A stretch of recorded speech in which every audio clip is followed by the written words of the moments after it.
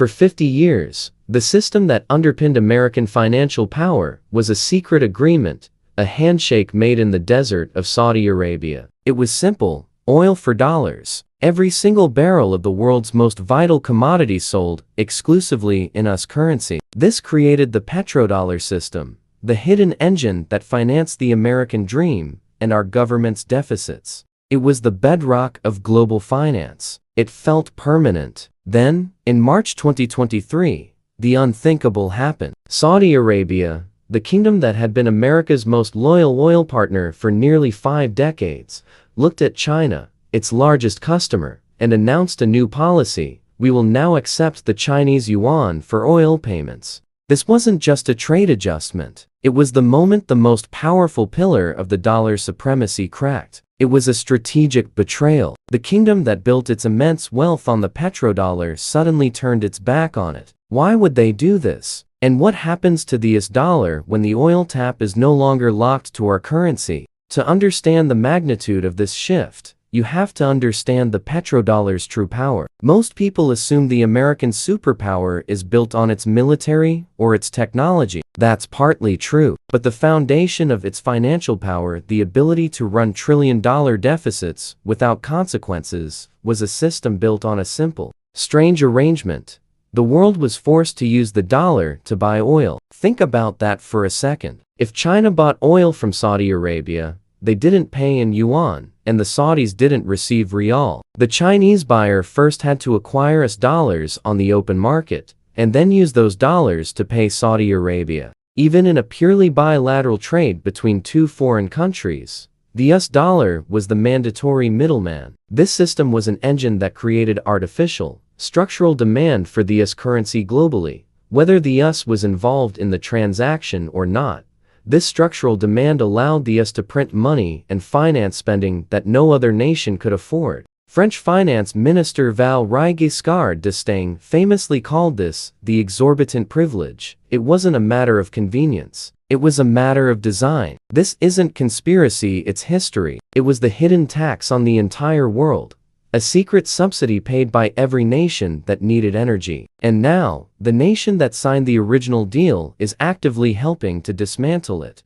To grasp the depth of the petrodollar, we must return to its birth. We go back to a year of financial panic, 1971. For decades after World War II, the US dollar stood as the world's reserve currency under the Bretton Woods Agreement. Its promise was simple. Its backing was absolute: gold. But by the late 1960s, the United States was printing far too many dollars to pay for the Vietnam War and massive social programs. Foreign nations, seeing this, realized the U.S. no longer had enough gold to back every dollar in circulation. Foreign nations started demanding the gold they were owed. They began dumping dollars. The system was about to break. On August 15, 1971, President Richard Nixon walked onto national television and unilaterally announced the end of the gold standard. He closed the gold window. Overnight, the US dollar became a fiat currency paper backed by nothing but faith in the U.S. government. Foreign nations lost confidence. Inflation soared. America's financial stability was under threat. The US needed a new anchor for the dollar, something every country in the world desperately needed, something that would create permanent, structural demand for US currency. That anchor was oil. In the aftermath of the 1973 oil crisis, the moment was ripe for a deal. In 1974, U.S. Treasury Secretary William Simon flew to Saudi Arabia with a brilliant, Machiavellian proposal. The transaction was a geopolitical masterpiece. Saudi Arabia would sell its oil, and the oil of its allies in OPEC, exclusively in U.S. dollars. In exchange, the United States would provide an ironclad security guarantee, military protection, weapons, and total defense of the Saudi royal family. The Saudis agreed. The petrodollar system was born. It was a stroke of genius that solved America's crisis. Because every country on earth needed oil, every country was suddenly forced to hold and trade US dollars. It didn't matter if Japan bought oil from Kuwait or if Germany bought from Venezuela. The transaction had to happen in dollars. This simple rule created an unprecedented global market for U.S. debt. This is the petrodollar recycling mechanism, and it is the single most important economic concept they never taught you in school. Once foreign nations earned or bought these billions of dollars from oil sales, they had a choice: what to do with them. The safest, most liquid asset in the world was, by design, U.S. Treasury bonds. So, the oil-exporting nations took their dollar revenues and invested them right back into the United States. They were essentially lending money to the American government at incredibly low interest rates. This recycling system allowed the United States to run massive budget deficits, fight expensive wars, and maintain a high standard of living for its citizens, all while other countries footed the bill by holding our currency and financing our debt. They built it. We inherited it. For 50 years, this system held firm. It was America's greatest financial monopoly. It worked until it didn't. Now, that brilliant bargain is unraveling. And the clearest sign of the end is Saudi Arabia's quiet handshake with Beijing in March 2023. The petrodollar system operated flawlessly for 5 decades, generating prosperity and power for America. But it depended entirely on 2 things: Saudi willingness and global necessity. The pattern of decline began the moment America, in a geopolitical gamble, started using the dollar not as a medium of trade, but as a weapon. The world watched as the U.S. imposed sweeping dollar-based sanctions, freezing assets and cutting off entire countries, Russia, Iran, Venezuela, from the international financial system. When the U.S. weaponized its currency, it sent a clear, chilling message to every nation, including Saudi Arabia. Total dependence on the dollar makes you instantly vulnerable to American political whims. This single policy decision turned the petrodollar's greatest strength into its greatest liability. The Saudis, in particular, saw 3 major shifts that fundamentally broke the original 1974 bargain. First, the customer shift. China is now the world's largest energy importer, buying over 1.7 million barrels per day, roughly 25% of Saudi oil exports. China is Saudi Arabia's most important customer. When your biggest buyer, who also happens to be a rising global superpower, asks to pay in their own currency, you listen. Beijing does not want to accumulate dollars that Washington can seize or devalue. Second, the security shift. Thanks to the shale revolution, the U.S. is now one of the world's largest oil producers. America is no longer desperate for Middle Eastern oil. From Riyadh's perspective, the U.S. security guarantee, the cornerstone of the deal, carries less weight than before. As America distanced itself from the Middle East, China moved closer, offering investment and partnership without the political lectures. Third, the sovereignty shift. By accepting the yuan, the Saudis aren't abandoning the dollar entirely. They are building optionality. They are diversifying their risk by creating a multi-currency system. They want to trade with Europe in euros, India in rupees, and China in yuan. This is strategic independence. Add these shifts together: China's demand, waning U.S. dependency, and American financial coercion, and they built the perfect foundation for the dollar's decline. The pattern never ended. The exorbitant privilege fostered an overreach, and that overreach is now inviting a fatal response. The erosion of the dollar isn't a theory. It's an engineering project being executed right now by Beijing. China understands that to challenge the dollar, it doesn't need to replace it entirely. It needs to offer a credible, structural alternative. This is why Saudi Arabia's acceptance of the yuan is possible. China spent years building a parallel financial infrastructure for exactly this moment. The centerpiece of this plan is the Shanghai International Energy Exchange, or IN. Launched in 2018, the IN allows oil contracts to be priced in yuan. But here is the critical design feature.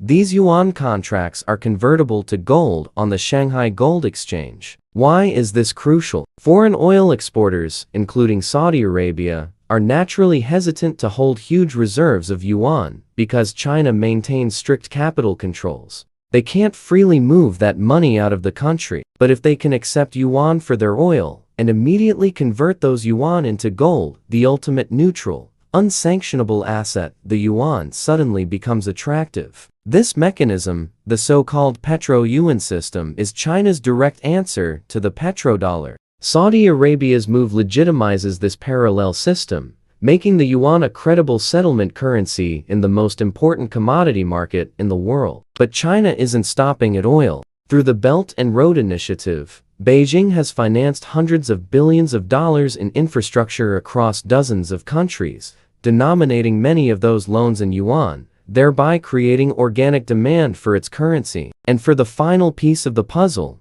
digital currency. China is leading the development of central bank digital currencies, or CBDCs, and interbank platforms like Mbridge, which connects the central banks of China, Thailand, the Wei, and Hong Kong. This digital network allows for instant, cross-border settlements in local currencies, completely bypassing the dollar-based SWIFT network that the U.S. controls and uses for sanctions. When Saudi Arabia joins discussions around Mbridge, it signals a clear interest in a financial future outside of Washington's reach. Look at the evidence. As this parallel system takes shape, central banks around the world are quietly dumping dollars. In 2022 and 2023, central banks purchased more gold than in any year since records began. They are diversifying their risk, buying the only asset that cannot be sanctioned, frozen, or printed into oblivion. The system is changing. The question is what this means for your wallet.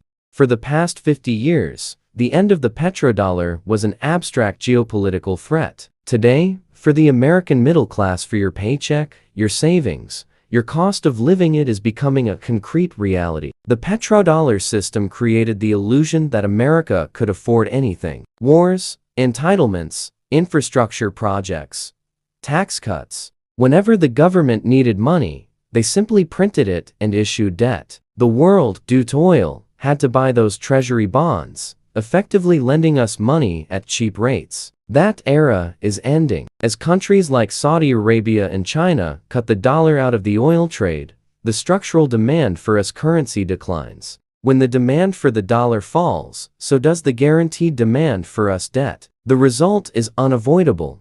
The cost comes home. The U.S. government now must rely on domestic buyers or the Federal Reserve itself to finance its massive deficits. To attract those buyers, the Treasury must offer higher and higher interest rates. This is the mechanism by which the petrodollar's death translates directly into financial pain for you. Consider the reality of November 2025. The U.S. national debt has surpassed $38 trillion. Foreign investors are already slowing their purchases. This means interest payments on the national debt, the money the government spends just to service the debt, is soaring. This is money that cannot be spent on schools, roads, or healthcare. But the most direct, personal impact is inflation. In September 2025, the annual U.S. inflation rate remains elevated around 3.0%. When the US can no longer export its inflation to the world, when foreign central banks are no longer absorbing excess dollars, the flood of printed money stays right here.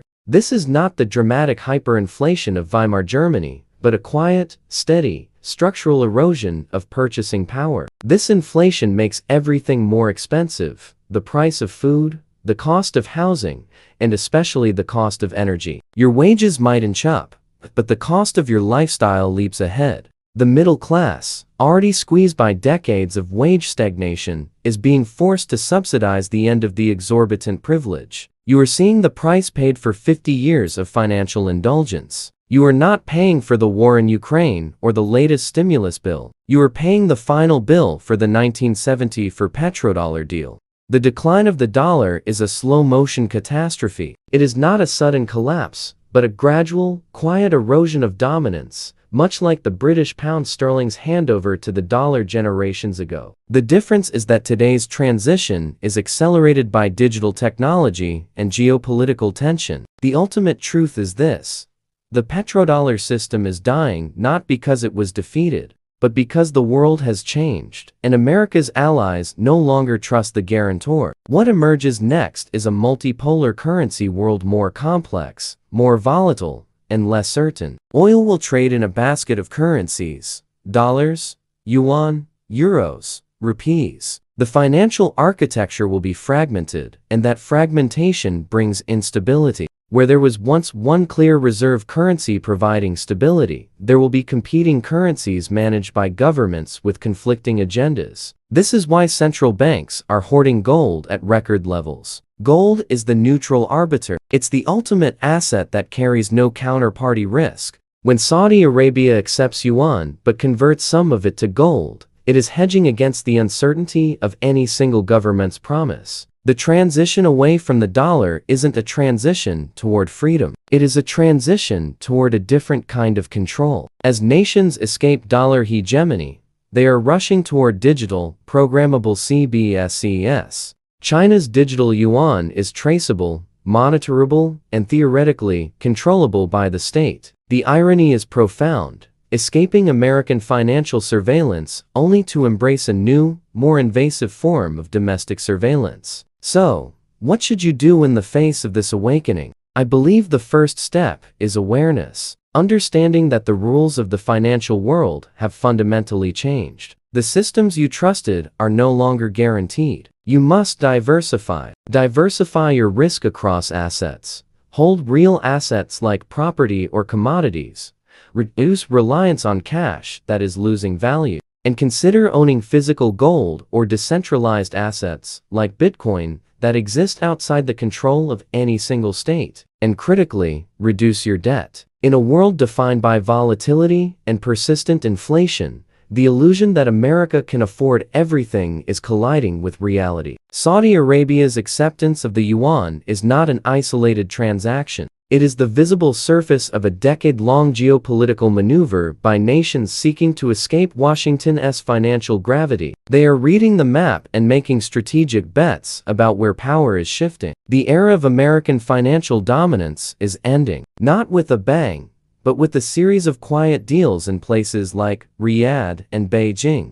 And while this transformation might seem distant and abstract, it will shape the price you pay for everything: the value of your savings, and the economic opportunities available to your children. If this changed how you see history, subscribe to Dollar Age and hit the notification bell, because they buried the truth for 200 years.